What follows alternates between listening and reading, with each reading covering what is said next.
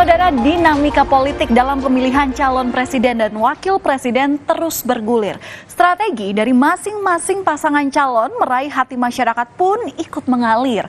Meski ada wacana pilpres hanya berlangsung selama satu putaran, namun muncul pula sinyal untuk membentuk koalisi dalam menghadapi putaran kedua.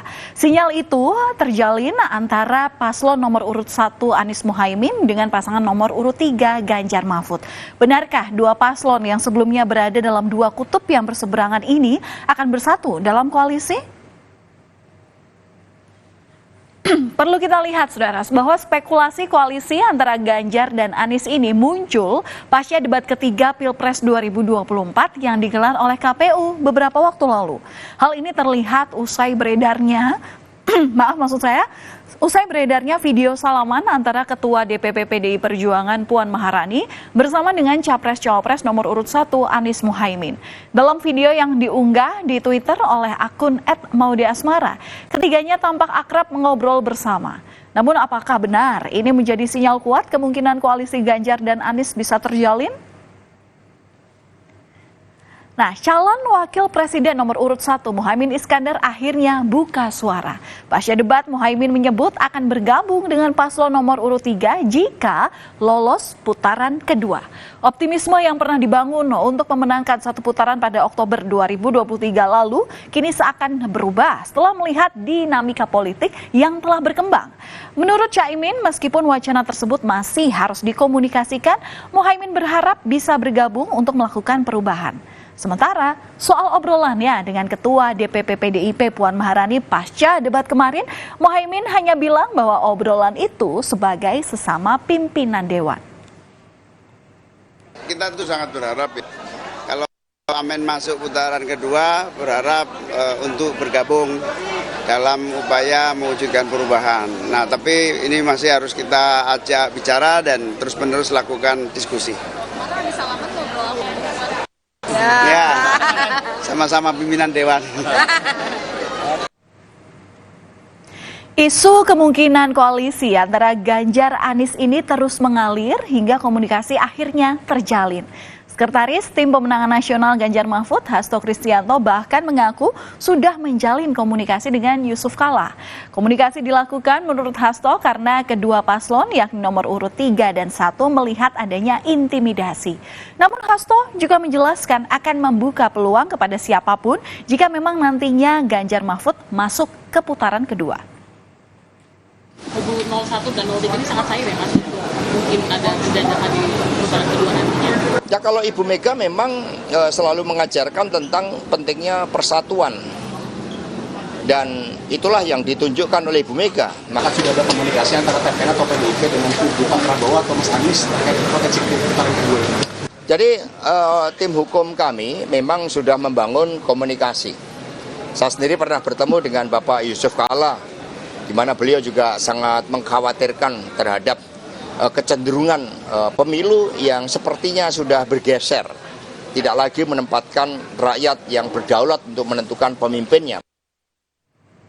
Jika benar kubu 01 berkoalisi dengan 03 di putaran kedua, hal ini tentu saja menjadi dinamika politik yang bisa dikatakan drastis. 1 tahun yang lalu, tepatnya sekitar bulan Februari 2023, Sekjen PDIP Hasto Kristianto sempat memastikan bahwa partainya tidak akan membangun kerjasama politik dengan Nasdem, Demokrat, dan PKS karena faktor antitesa dari Presiden Joko Widodo. Koalisi maksudnya bergabung dengan koalisi yang tidak mengusung antitesa Pak Jokowi. Sehingga kami jelas berbeda dengan Nasdem, Demokrat, dan PKS yang telah mengusung Bapak Anies Baswedan. Ya, karena faktor antitesa Pak Jokowi, ya tidak mungkin bergabung. Ya, karena kita lihat dari Jakarta tidak ada kesinambungan. Ini Mas Jarod saksinya. Mana ada kesinambungan? Ya, Ya, namanya juga politik, perjalanannya akan terus dinamis. Ngomong-ngomong soal sinyal koalisi, Wakil Presiden ke-10 dan 12 Yusuf Kala juga ikut angkat bicara. Yusuf Kala sudah memperkirakan Pilpres akan berlangsung 2 putaran. Dan oleh sebab itu, JK memprediksi bakal terbentuk koalisi baru di Pilpres 2024. Menurut JK, partai yang akan berkoalisi nanti adalah mereka yang mendapatkan ranking 2 dan 3. Yang selalu bersatu itu yang nomor 2-nya partai yang rankingnya ya, bukan nomornya, ranking 2 dan yang nomor 3 biasanya itu, sehingga bikin koalisi baru. Saya juga dulu waktu 2004 kan banyak partai, begitu ada koalisi baru, tapi kita tetap menang. Sebetulnya mengapa putaran kedua Pilpres bisa terjadi? Nah, saya akan perlihatkan kepada Anda syarat yang diatur dalam Undang-Undang Pemilu untuk menjalankan pemilu 1 putaran. Berdasarkan pasal 416 ayat 1 Undang-Undang Pemilu nomor 7 tahun 2017, pemilu 1 putaran terjadi jika paslon terpilih adalah paslon yang memperoleh suara lebih dari 50% dari jumlah suara dalam Pilpres. Perolehan suara itu pun juga harus diikuti dengan sekitar 20% suara di setiap provinsi yang tersebar di lebih dari setengah jumlah provinsi di Indonesia. Nah, jika tidak ada pasangan yang memenuhi syarat 50% dengan suara minimal 20% di separuh jumlah provinsi di Indonesia, maka Pilpres dalam agenda pemilu akan dilanjutkan ke putaran kedua. Pasangan calon yang akan maju ke putaran kedua ini adalah mereka yang menempati peringkat pertama dan kedua. Jika kita kembali melihat hasil survei yang dirilis oleh Litbang Kompas pada 11 Desember 2023 lalu, elektabilitas Prabowo Gibran mencapai 39,3%. Sementara Anies Muhaimin 16,7% dan selanjutnya untuk pasangan Ganjar Mahfud sebesar 15,3%. Dari sini bisa kita lihat bahwa Pilpres 1 putaran akan sulit terjadi. Namun sekali lagi, hasil ini adalah survei yang dilakukan mulai tanggal 29 November hingga 4 Desember 2023 dengan warga yang belum menentukan pilihan sebanyak 28,7%. Kini pemungutan suara masih 1 bulan lebih, apapun bisa saja terjadi.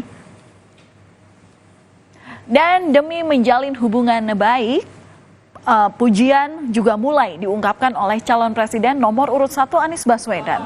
Anies mulai memuji sikap Ketua Umum PDI Perjuangan Megawati Soekarno Putri yang konsisten menjaga demokrasi dengan berani. Menurut Anies, Mega telah teruji tidak mau melakukan sesuatu yang melanggar demokrasi walau menguntungkan PDI Perjuangan, seperti penolakan gagasan 3 periode.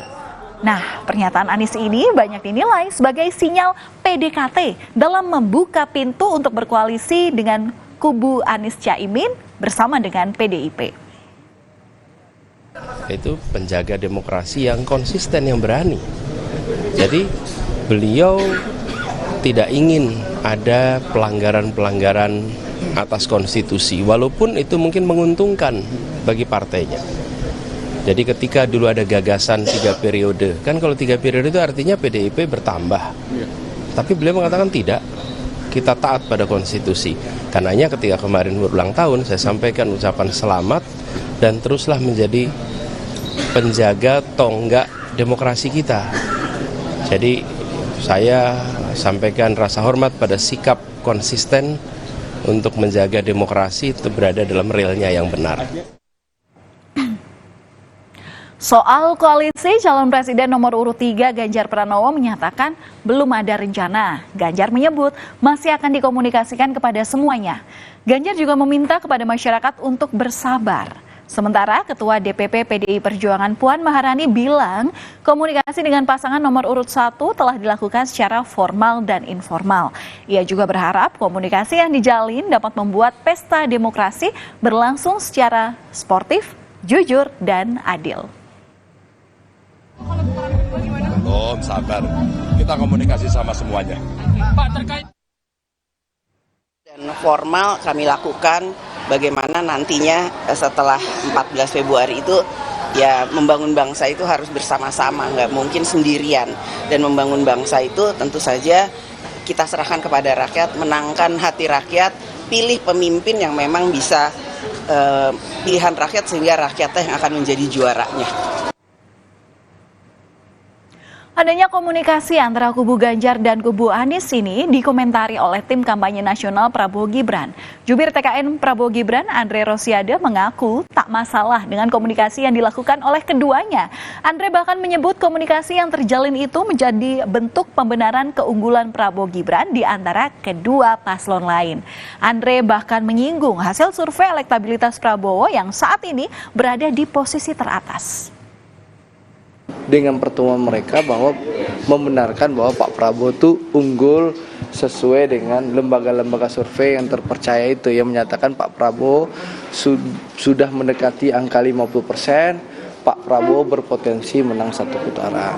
Jadi itu intinya, bahwa 01 dan 03 sepakat bahwa memang Pak Prabowo itu unggul dibandingkan pasangan 01 dan 03. Itu yang saya bisa lihat kenapa pasangan 01 dan 03 bertemu. Jawaban Andre Rosiade ini seakan memantik emosi dari Sekretaris Jenderal PDI Perjuangan Hasto Kristianto. Pernyataan tim kampanye nasional Prabowo Gibran yang menyebut adanya komunikasi pasangan nomor 1 dan 3 membenarkan bahwa pasangan nomor 2 lebih unggul. Dijawab oleh Hasto unggul bahwa dalam hal emosi. Menurut Hasto, hal ini terbukti dari adanya laporan pasca debat dan emosi Prabowo yang terjadi akhir-akhir ini.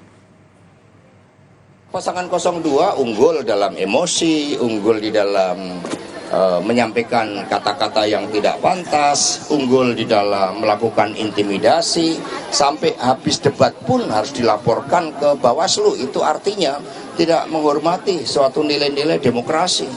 Bagaimana debat harus dilaporkan ke Bawaslu? Itu pemaparan suatu ide gagasan untuk rakyat. Itu menunjukkan bahwa pasangan 02 tim kampanyenya sangat panik.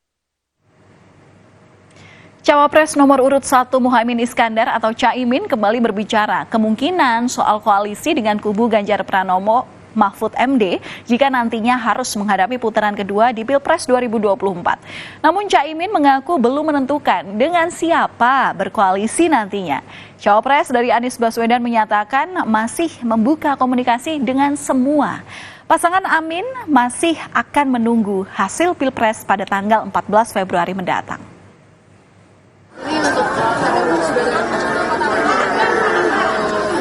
Belum. Tapi pembicaraan dan komunikasi itu bisa harus terus dilakukan pembicaraan, tapi bahwa siapa mau siapa kita belum tahu hasilnya. Komunikasi dengan siapa, Mas? Belum. Kita membuka komunikasi dengan semua. Dinamika politik mungkin masih akan terus terjadi menjelang pemungutan suara yang nantinya akan dilakukan pada pertengahan Februari mendatang. Apapun keputusan politik dalam Pilpres 2024 ini tentu sangat diharapkan demi kebaikan masyarakat. Jangan sampai pemilu presiden yang berlangsung 5 tahun sekali menjadi ajang mencari kekuasaan politik. Berita utama masih akan hadir usai jeda. Usai gagalkan aksi pencurian kambing miliknya, seorang kakek ditemukan tewas